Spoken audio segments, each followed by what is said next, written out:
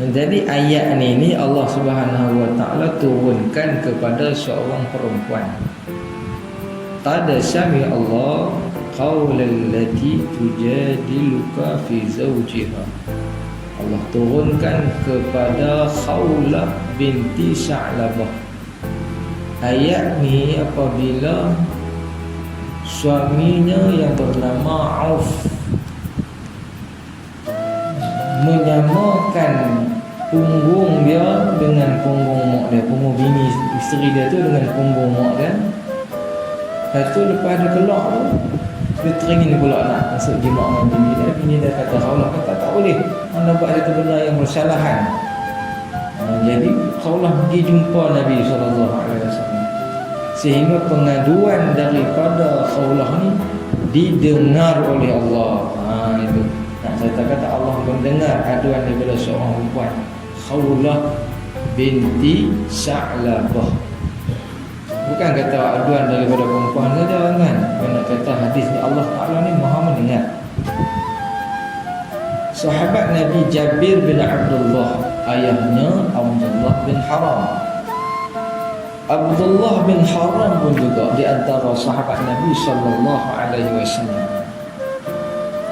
Bila kata dia ni dah tua bangka, dah tua uzak ni, bila Nabi ajak jom di perang Uhud, jadi dia nak pergi juga. Anak dia Jabir bin Abdullah tak bagi. Abah tua dah, tak payah pergi perang.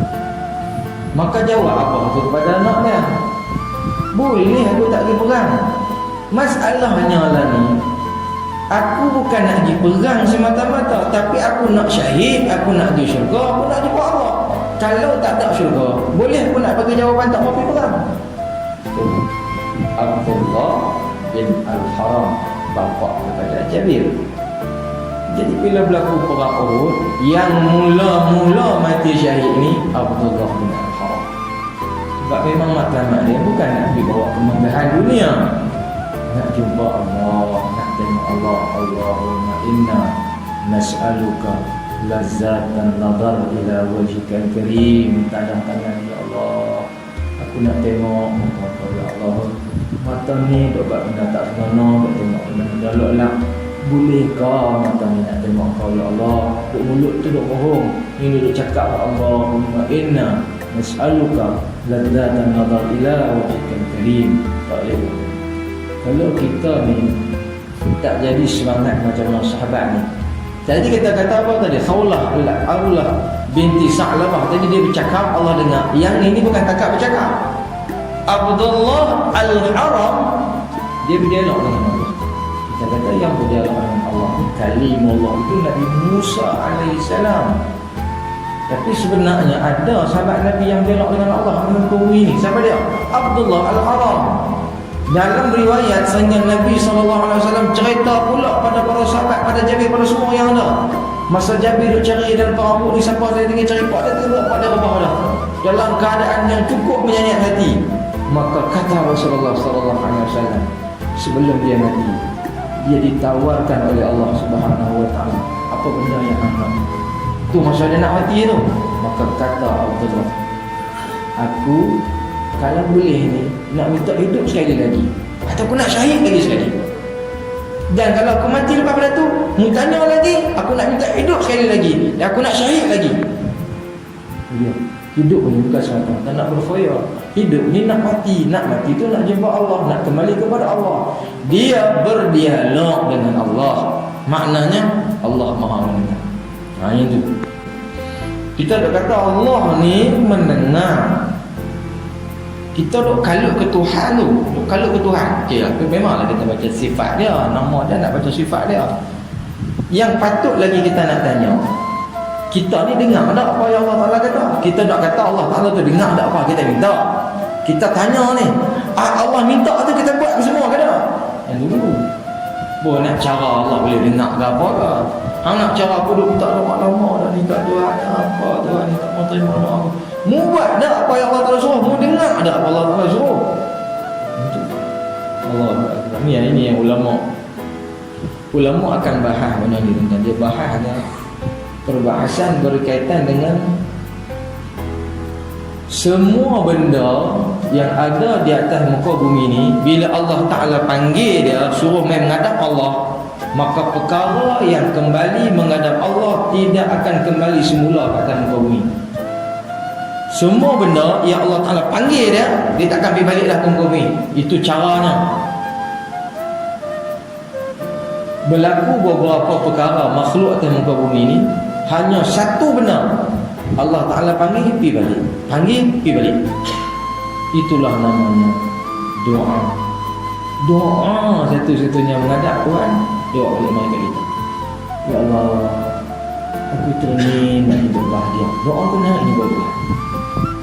Jumpa-jumpa Allah gila Allah berkenan-kenan, itu buat dia. Aku terima doa. Satu-satu je bila pergi jumpa Allah, dia mai kata balik kat kita. Cumanya cara doa tu diterjemahkan dalam kehidupan kita ada perbezaan tentang konsep makbul. Sebelum nak bahas konsep makbul ni tentang doa, kita nak kata Allah Ta'ala dengar apa kita minta. Sebenarnya doa ni bila Allah Ta'ala makbul, Allah akan tunaikan satu-satu.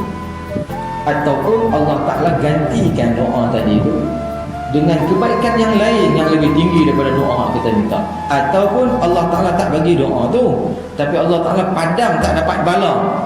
Ya. Ataupun Allah Ta'ala kata tak apa, doa tu aku tukar dalam bentuk pahala. Hak saya kata ni bukan ungkapan ulama, ini hadis sahih, ini ungkapan Nabi. Bahkan ada ulama lagi baca hadis rupanya doa makbul ni, bila kita doa kat Tuhan, kita nak minta Allah Ta'ala dengar apa yang kita minta. Selepas kita dulu dengar apa yang Allah Ta'ala nak, makbul di dunia, la tu juga. Ataupun makbul bukan la tu selepas hari tu. Ataupun bukan makbul kat kita, makbul kat orang yang dekat dengan kita, tapi kita dapat rasa sama. Kita tanya nak makan nasi ayam, usaha tak dapat, rupanya kawan kita ajak renta kita makan nasi ayam. Yang ketiga, boleh ke orang lain, tapi kita boleh rasa sama. Ataupun tak dapat di dunia, dapat di akhirat. Sebab apa? Ada hadis so ramai manusia ni tiba-tiba penghuni syurga, malaikat panggil, ni ambil ini, apa punya mahligai, apa punya bangunan, apa punya istana. Maka penghuni syurga tanya malaikat, ni amal apa ni? Kami tak buat sampai tahun ni. Hadis tu, kami tak buatlah sampai amal tahun tu punya banyak. Maka jawab malaikat, yang ni semua ni doa-doa dulu yang Allah tak makbul, Allah ganti dengan benar ni. Maka kata penghuni syurga, itu kami doa ni tak dapat lagi, hak ni tak dapat lagi, depan nak minta habis. Hak ni tak dapat lagi, hak ni tak dapat lagi. Rupanya kalau kita banyak berdoa ke Allah, itu jaminan untuk kita dapat kebahagiaan esok di akhirat. Ni hak saya cakap dulu ni. Hak lepas kita dengar dulu apa yang Allah Ta'ala minta, kita boleh baca kata Allah Ta'ala tu sama. Kita tunai juga apa yang Allah Ta'ala nak. Macam tu. Ini kita nak bahas, kita nampak masa bila kita baca ayat tu kita nampak, oh ini Tok Guru ni, makna Tok Guru dah bawa satu ideologi bagi faham, jangan hang semata-mata kalut. Kadang-kadang kalau kita dalil sifat samain, Allah Sami'ul Basir cukuplah. Tapi Tok Syekh bawa mari dalil ni kat saya masa kita tanam dulu. Memang huraian dia nak suruh kita dulu dengar apa yang Allah Ta'ala suruh, baru kita layak bahas Allah Ta'ala tu Maha mendengar. Macam tu. Ini dia hurai dengan macam tu, dia nampak sifat ketuhanan kita.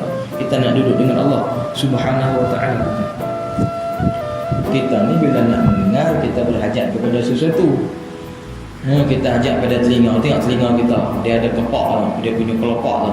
Kelopak tu untuk apa tu? Untuk nak tampung lah. Kalau tak ada, dia lajak pergi ke belakang. Tu dalam tu ada, tu pun kadang tak dengar. Tu pun nak sembang belakang lagi. Tuhan buat kepak tu bagi dia masuk. Masuk tu bukan kepak daripada belakang. Kalau ke belakang, orang panggil dengar, ni kadang orang panggil tak dengar. Kepak tu dia macam tu, supaya kita cakap dulu kita dengar. Jangan duk kalut apa yang kita cakap suruh orang dengar, pasal kita lagi dekat dengan dengar dengar tu. Yang tu menunjukkan lemah manusia berhajat kepada alat. Allah Ta'ala tak perlu yang tu. Dah tu kita nak kata Allah Ta'ala dengar lagu mana, Allah Ta'ala dengar lagu mana. Bila kita nak bahas Allah Ta'ala nak dengar lagu mana, pastikan Nabi lama dah sebut banyak kali dia kata jangan memakhlukkan Allah. Bila kita kata jangan memakhlukkan Allah, orang tanya soalan. Anak-anak tanya, ustaz nak tanya, pakcik nak tanya, wan nak tanya, ikan ni dia tak tidur ke? Kita pun kata ikan tidur. Tidur lagu mana dia layak lemah. Dia duk kacau dia dengan ikan tu sama. Bila duk kacau dia dengan ikan sama, Ustaz nak tanya, gajah tidur tak ada katil kan? Dia samakan gajah tu dengan dia pula. Tak boleh lah tu. Kalau tak boleh gajah dengan kita, ikan dengan kita, ni Tuhan sembang ni. Kenapa nak perlu alat? Macam tu. Mudah dulu letak macam tu, kita dah nampak bahawasanya Allah tak boleh nak sama dengan makhluk. Kena kata macam tu.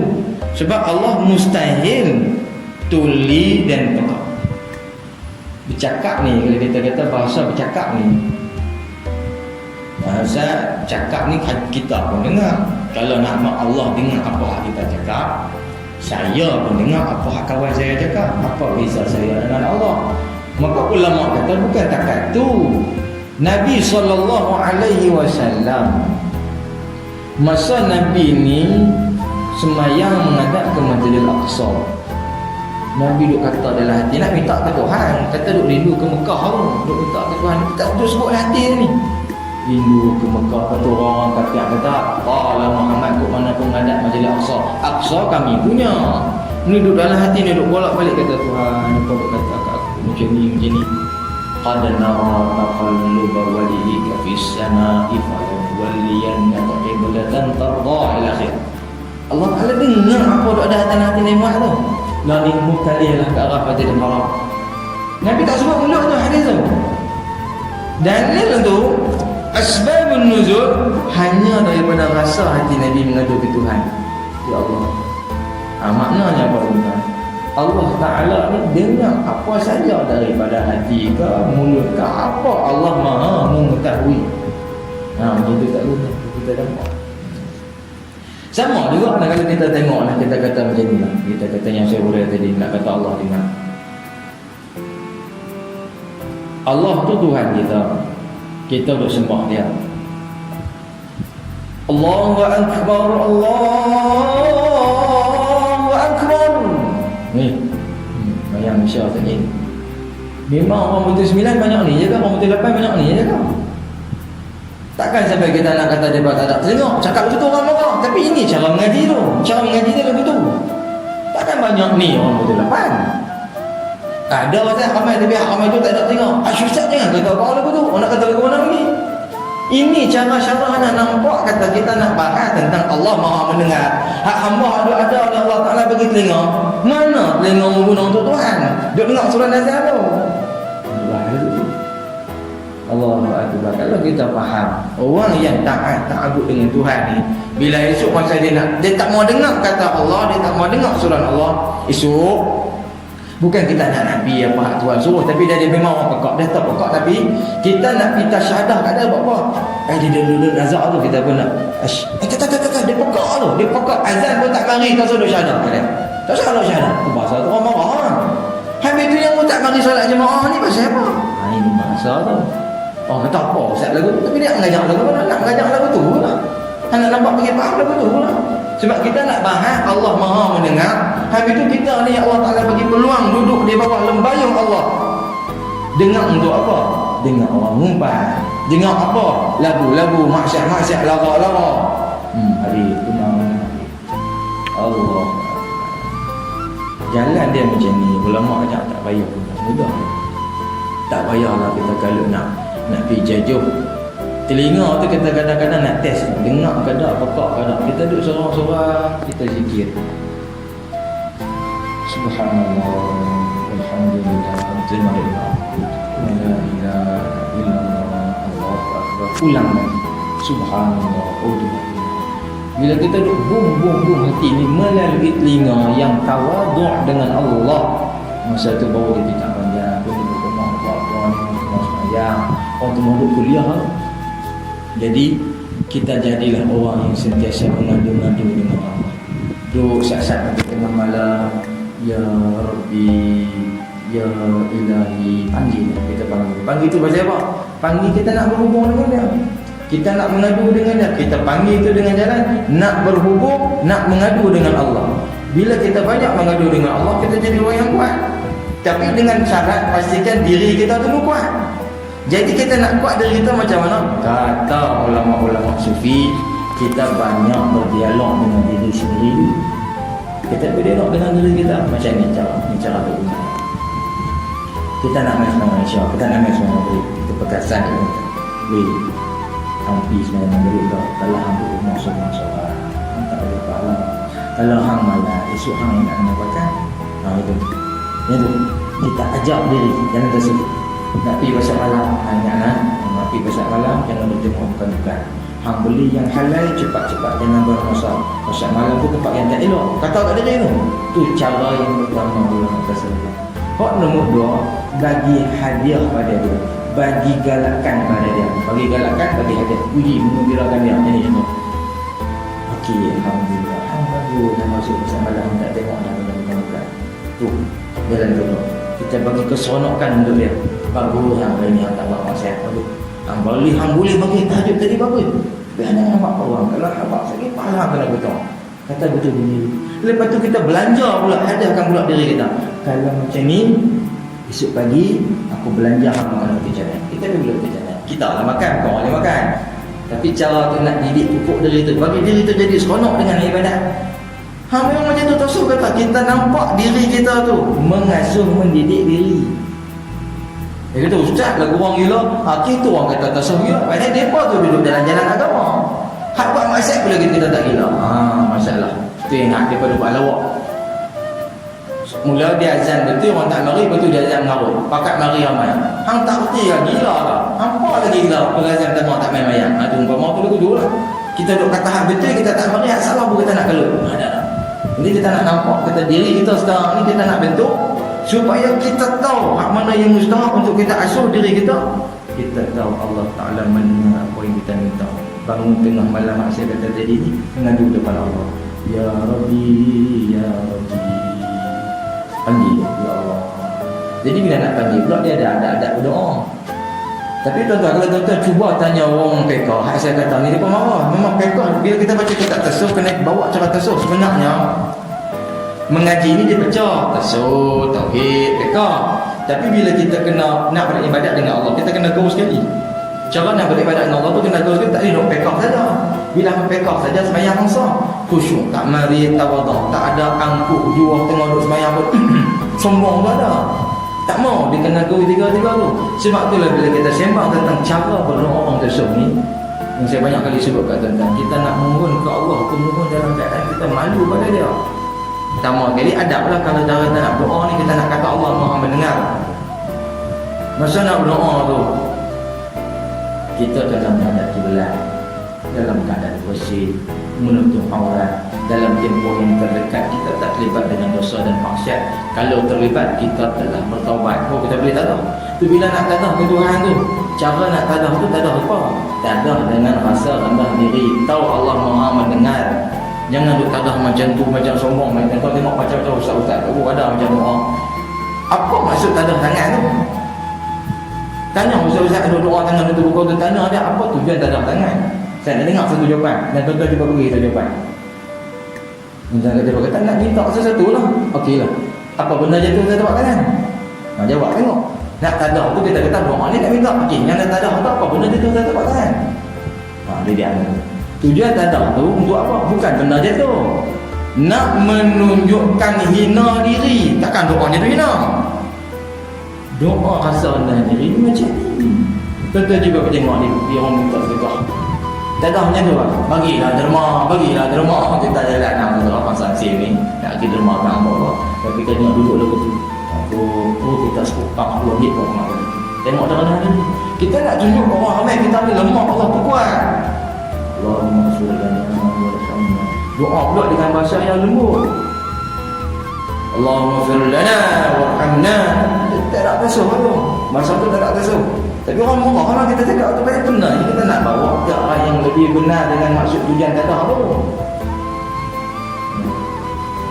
Kita bila ulama bincang pasal kau yang nak dengar kali tangan. Ya gitu lah tu. Nak tunjuk kat orang. Tadah ni nak tunjuk tengah minta. Jadi bila tengah tak mau, takkan macam ni juga. Tak mau macam ni lah. Itu tu dia kali. Tapi orang pakai logik pula. Bukan doa tu minta. Mau ke tak mau ke kena tadah juga. Tak kena dia pakai logik ni. Tak kena. Tu kata mengaji ni kena masuk semua. Itu je tu. Kita nampak kedudukan dalam fiqah tu. Masuk fiqahnya, masuk tasawufnya, masuk tauhidnya. Adabnya pertama kali mula dengan basmalah, bismillahirrahmanirrahim. Kita puji dan kita sebut nama dia. Pasal apa tu permulaan doa basmalah? Alhamdulillahirabbil alamin. Alhamdulillahirabbil alamin. Alhamdulillah. Sama selawat.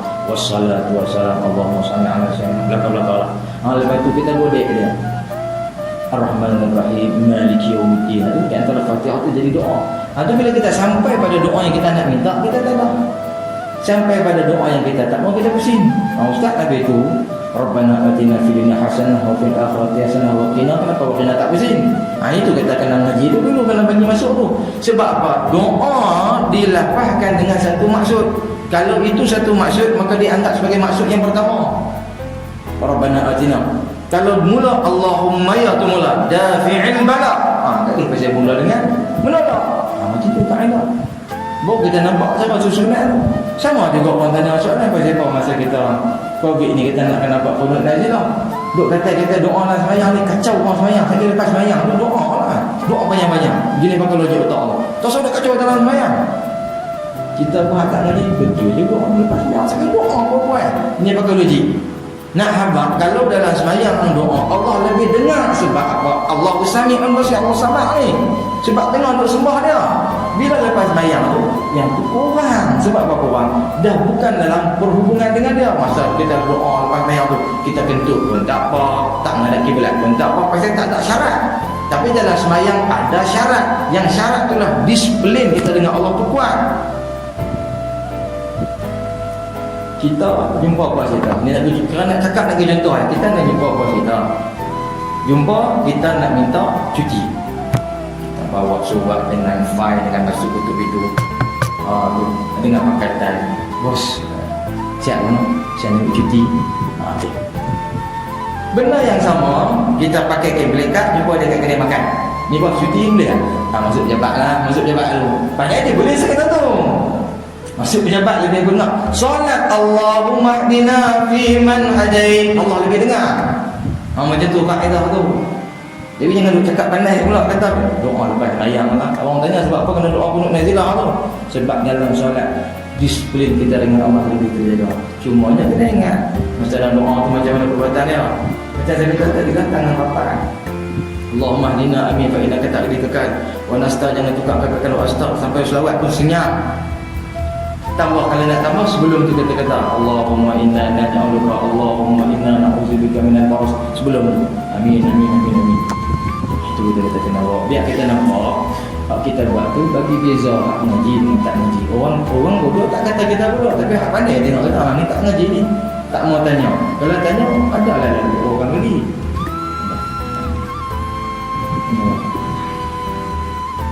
Allah Ta'ala tahu sebelum tubik mulut tu Allah Ta'ala dah tahu dah. Cuma mu nak pilih sebut apa.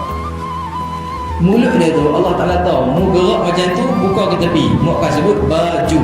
Tapi mu sebut mulut mu buka lagu tu, mu buka lagu tu babi contoh siapa dah tahu dapat dosa. Allah tahu gerak-gerak tu nak sebut apa. Dia tak nak sebut apa ni. Tadi tak apa. Ni sebut benda tak kena apa. Terpalit satu dosa. Tapi bila kita dah tahu kita buat salah, kita jadi macam sahabat Nabi. Kita jangan sombong. Tapi kita sombong. Salah tu sebab saya dah kena tegur dah mengaji ni. Nabi duduk lekah tegur. Ni tak boleh berubah diri. Nak berubah ni sahabat Nabi ni bila dia salah, dia cepat-cepat berubah. Ada satu kisah. Sahabat Nabi ni dia seorang sahabat Nabi, dia tua bangka. Tua lagi pada Allah Al-Haram tadi. Tua sampai kulit dia ni kecil, tulang ni kecil, isi tak ada ni, pupus sangat. Jadi sahabat dia nak derma kat dia, Nabi bagi makan, bagi dia tak larang.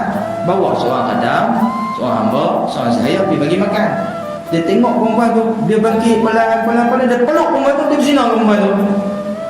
Sahabat Nabi ni, Hadisah. Maka bila jadi macam tu, lepas-lepas dia berzina, perempuan tu balik teriak, dia panggil orang. Tolong Ustaz aku jumpa Nabi, suruh mari tangkap aku. Suruh mari tangkap aku. Pasal apa? Aku baru zina dengan perempuan tu. Ngaku kita ni buat salah ni orang tak tahu, tapi kita lupa yang tahu tu Allah. Kata cepat bertobat.